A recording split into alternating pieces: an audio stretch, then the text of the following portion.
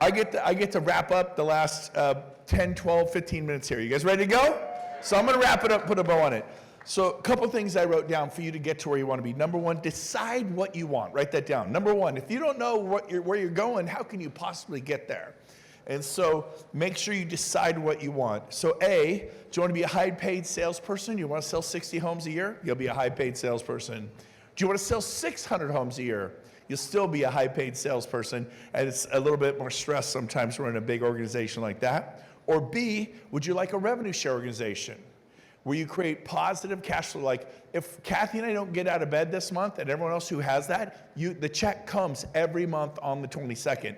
Even if it's $5,000 a month, how much is your mortgage? $10,000 a month, $20,000 a month. It comes every month whether you get out of bed or not, whether that loan funds or doesn't fund, whether the home appraises or doesn't appraise. It's like clockwork. So, or both. You can sell and have a revenue share organization. I think there's many people that are a great example of that. Two that come to mind: Dan Beer, Tina, Kevin and Shelley. I mean, there's 100 that do both. So I want to say that. So here's the deal. Producing, and you guys, please get off. Don't look at your social media. Maybe I shouldn't have said that. You're on your phones. Oh my gosh. Put your phones down. Stop talking in the back. Stop talking in the back. You guys, kneel your thing. Go. He's talking to you. He's talking to you. But so we'll say that. But here's the deal. You could be a producer or an owner. You could be an orange tree in the orange grove, or you could be the owner of the orange grove. You could be a vine in a vineyard, or you could be the owner of the vineyard. You could be a cow at a dairy farm in production, producing X amount. Like we produce 20 sales a year, 40 sales, You could be in production, or you could be an owner. You could rent a home or own a home. You could rent the building or own a building. What's better to be? Owner. And so best time to plant a tree, 20, 30 years ago. Next best time, today. Just start. And so I want to encourage you to do that. Number two, I'm going to just share a couple things. I saw it. I know many of you saw it. And I moved. I took immediate action. And I want you to know what you're 5 months away from. 5 months away from what I'm about to share with you. You can do this. You may not choose to do it, but you can do it, right? Number one, I joined EXP, and what I went on listing appointments every day. I did what I normally did every day, but every morning at 7:30, I had coffee with an agent. There's 1.5 million out there. I had coffee with people who were the general manager of a Nordstrom's. They were pharmaceutical salespeople. Talk to people who aren't just in EXP because they're not just real estate agents, because they could get a license and do EXP. Does that make sense? Vincent St. Louis is in the back. He wasn't even real estate. I had coffee with him. I explained it to him. He goes, "Could I do this?" I'm like, "No one's stopping you." He has 1,200 people now. He does not know what an addendum is. He's never a lockbox. Is that where you put your gun? No, the key to the house, right? And he doesn't even know what this stuff is. He has 1,200 people. Like, well, once I'm successful, I'll do this. What's the next excuse you're going to make? It's an absolute, well, I'm new. Vincent was so new, he knew nothing. He had to go get a license to do this. Rick Violette, he has over 100 people in the Bay Area. He's probably doing $500 million in sales. He was a body shop owner, but his compass was pointed north. Don't just think of agents. Look for energy and talent and people with the dream. But what happened was, so I did this. Every morning at 7:30, I had coffee with someone Monday, Tuesday, Wednesday, Thursday. Monday, Tuesday, Wednesday, Thursday. Friday, I golf. I've golfed every Friday morning for 25 years. And so, but what happened is my first 10 days, we made a few sales. They closed in November, and December 22nd, I got my first ever revenue share check from EXP. And it was $1,900 for 10 days. I'm like, wow, that's really good. And then the next month, November, we were here for a full 30 days. We dumped sales in all month. The agents we referred dumped sales in. And at RE/MAX, I told over 100 people I got 3 $10 Starbucks cards. At my independent brokerage, I brought people. They sold a lot of homes. I got nothing. At Keller Williams, they had a little bit of profit share. It averaged $700 a month. I'd referred 55 people. Loved the company. Love the company. Still love the company. Still love my RE/MAX peeps. Still love RE/MAX. I love everybody. Be that person that loves everybody.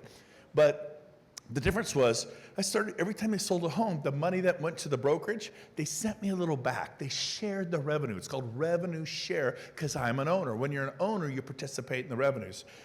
So my first 30 days, the next month, January 22nd, I get my membership check, $5,000. That's $60,000 a year. Now my Keller Williams friends are like, but is it sustainable? Come on, we'll see what it is next month.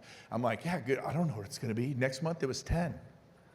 The 22nd of February, it was $10,000. That's $120,000 a year. Anybody own property? Anybody have rentals? Are you making $120,000 a year positive cash flow? I did it by my third check. What did I do? I had coffee with somebody every morning at 7:30. That's what I did, and I did real estate the rest of the day. And then I ended up talking to about 30 people a month, and every month, 5, 6, 7 switched companies. Why didn't all of them? Why are there 5,000 gym memberships and 80 people in the gym? Why do you park in a driveway and drive in a parkway? The questions of life. It's like, you got to think about these things. The next month, I told Kathy, babe, I think we're going to make $20,000 our 4th month at EXP. She's like, come on, babe, this is great. $10,000 a month, you never got that at your old brokerage? You know, I won't say the name of the company, just their letters, KW. But anyways, and it was $10,000. It went 19.5, 10, 10. Most people would be thrilled to be making $10,000. I was like depressed. I actually audited EXP. I'm like, what's going on here? And remember James? Is James in the room? We sat down, and that's what we closed. February is a very short month. So March 22nd, we got 10 grand. We're like, okay.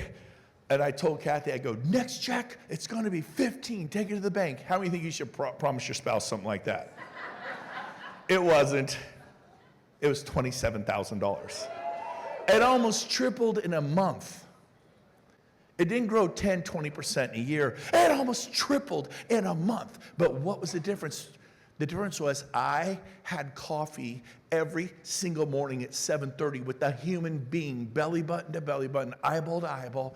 And I'm looking at him going, let's do this together. Let's run together. See, there's a famous guy named Coleman Orr that taught me 40 years ago when I was a 19-year-old dishwasher. They don't listen to the words. They listen to the music. And some of you aren't singing. That's a metaphor. Okay?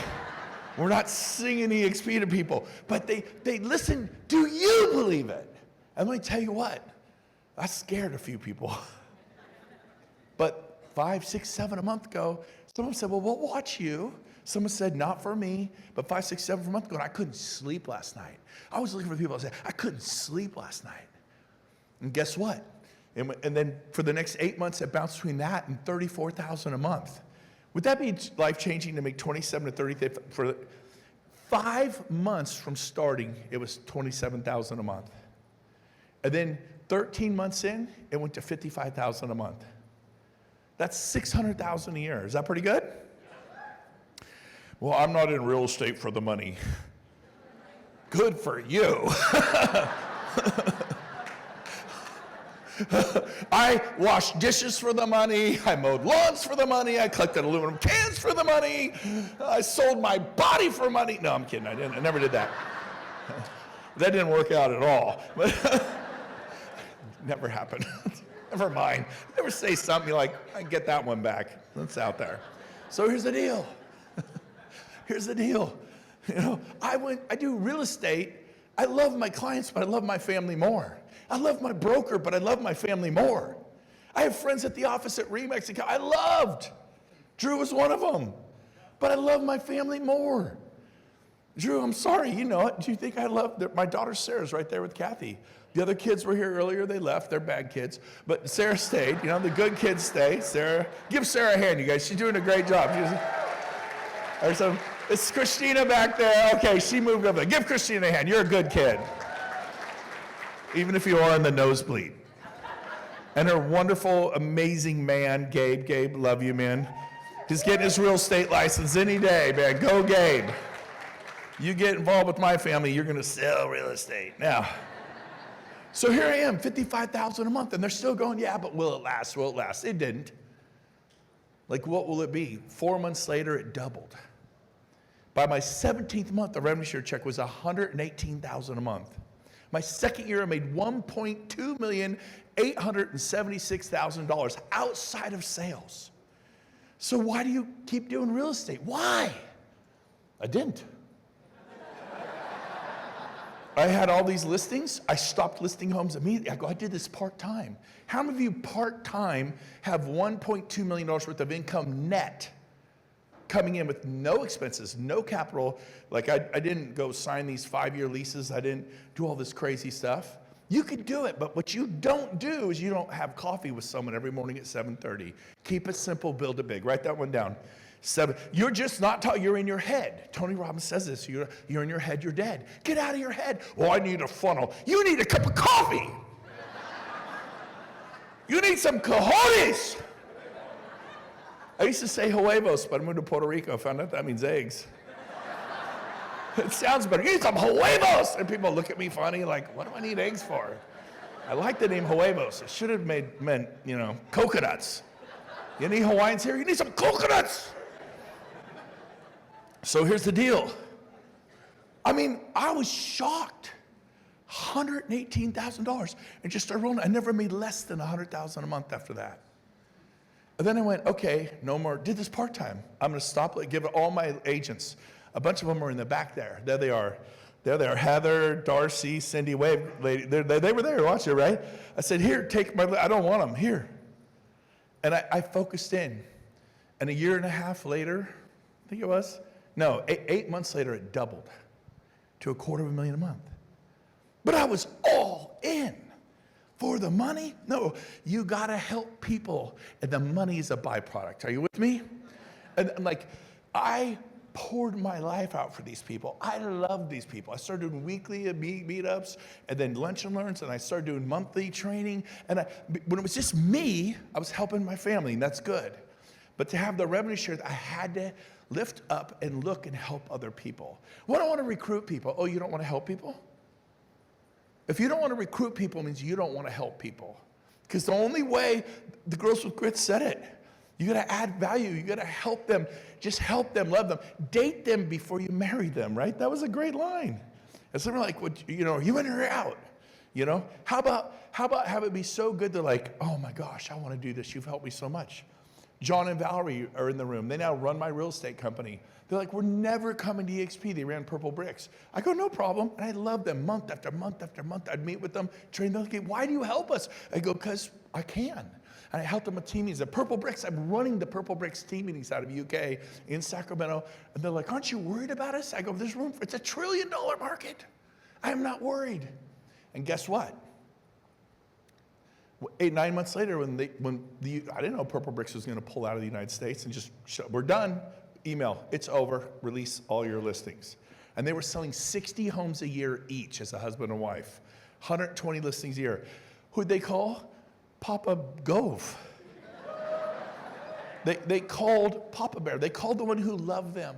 And I was good with them never coming. I'm good with people at Century 21 staying there, Remax, Killers. I believe they're on assignment. I believe not everybody's supposed to be here. I believe that because God has them at Berkshire Hathaway to do something special there. Are you with me? So I pray for God's will for people, not to join my business. I just pray, God, I want your will for Al Stasek to join EXP. If you want him somewhere else, fine. Jay Kinder, somewhere's fine. But please say yes to, anyways. But it's okay, you let your plans there. Anyway, so here's the bottom line. How do you do what you do? Before I tell you this final thing, and we're gonna go, you ready? I'm gonna give you my secret. I'm gonna give you the super sauce. I'm gonna give you what was a defining moment in my life. I was 17 years old. I'll probably heat up and light the place on fire. I was 17 years old. I'm working at a non-branded gas station in an okay suburb of Sacramento. It was grimy, it was dirty, it was, Shell, Chevron, they have standards. This thing had cobwebs, dust, trash on the lot. It was just the windows hadn't been washed in a year, kind of smudges and smears. And I'm 17, I get a job there, I'm making $7 an hour, whatever. 17 years old, going to college, playing rugby, playing soccer, playing basketball, playing ping, any sport I could play. I love sports. And I'm working there though, because apparently get a job. I'm like, okay. And my mom on Christmas said, go out, get a job, don't come home till you have one. She was a real estate broker. Yes, Mom. Anyways, that's another story. But my defining moment was, I came home one day from that job at the gas station, and my dad, by the way, who's taking care of my mom right now, they're fine. Emotional. She fell last year while she was here. And if you know my dad, he loves talking to you guys. I hear about it all the time. So they were here for like a day and a half. They had to fly home. She got better from that. Well, she tripped over the dishwasher 2 weeks ago. And now she needs real help, and he's helping her get up, shower, everything you can imagine. And he was so looking forward to being here. But he says, I need to be here for your mom. I said, Dad, championship move.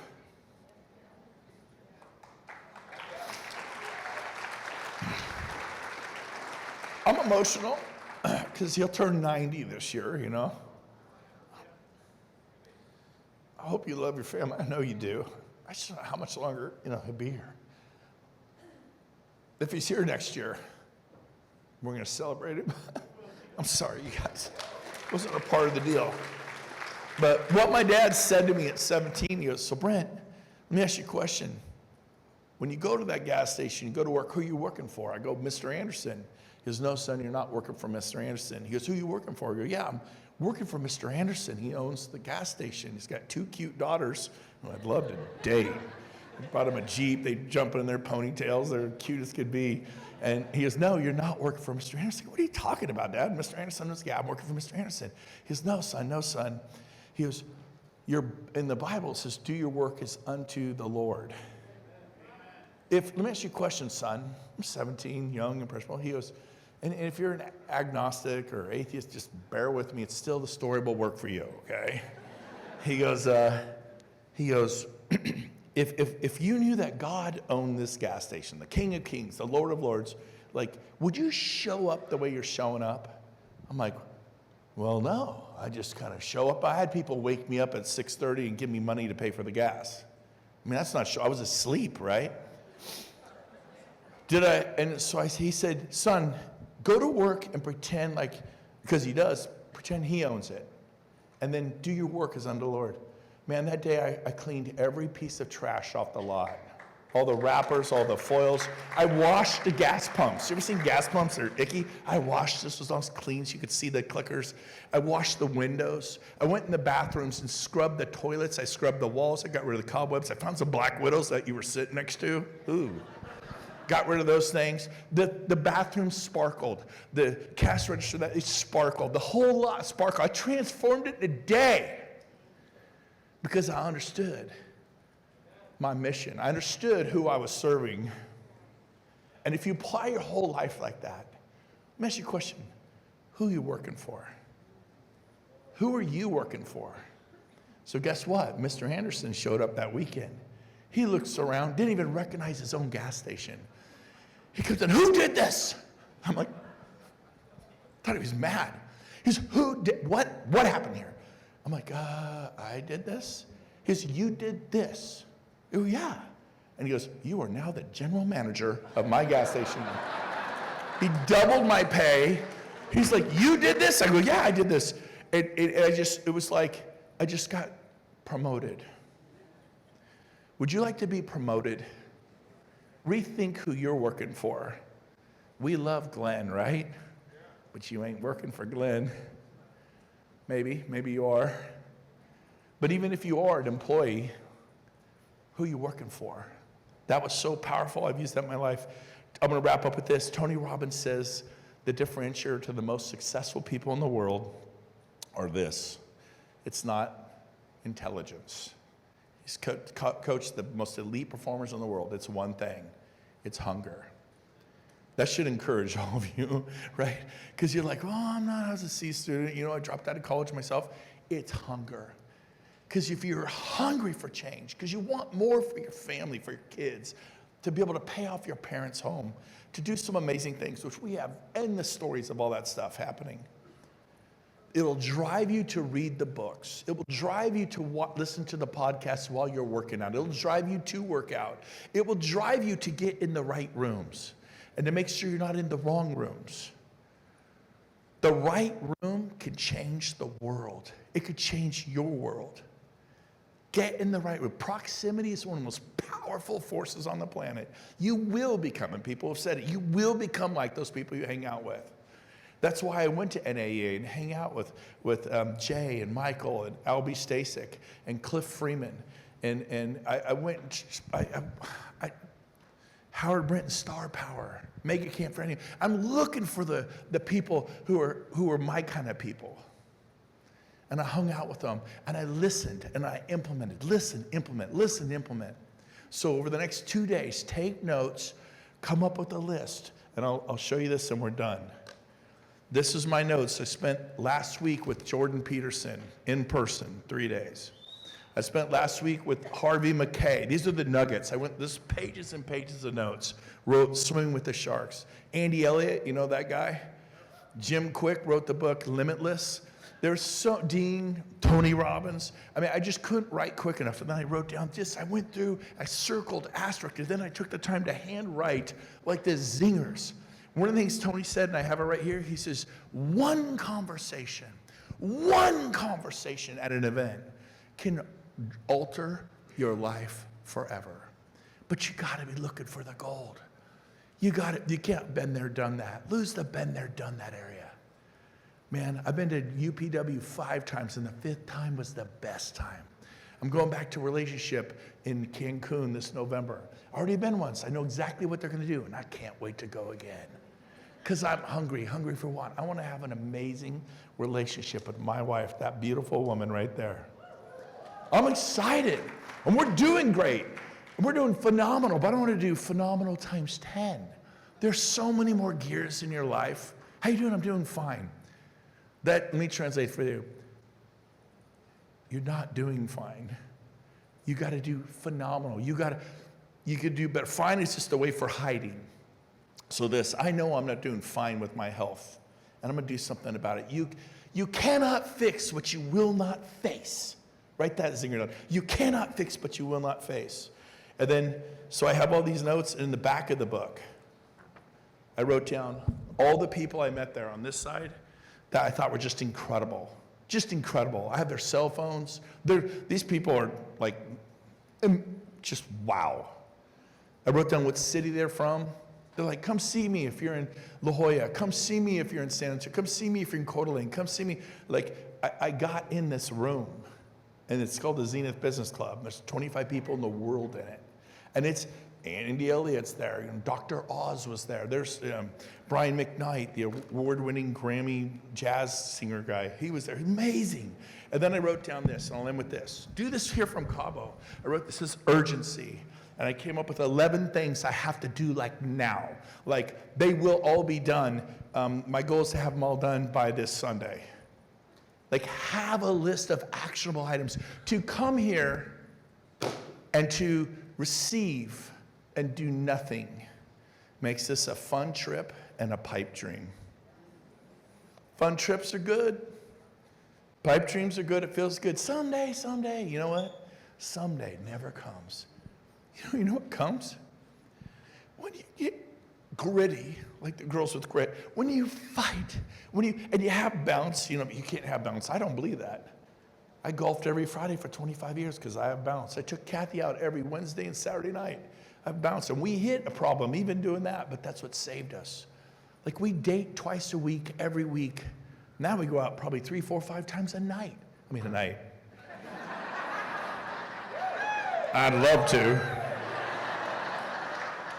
She asked me if I needed anything right before I get up here, and I go, yeah, but not right now. Right now? Did I really just say that? Anyways, I love you guys. Have a great time today. Come back in 3 and see pace. Get up here. Give me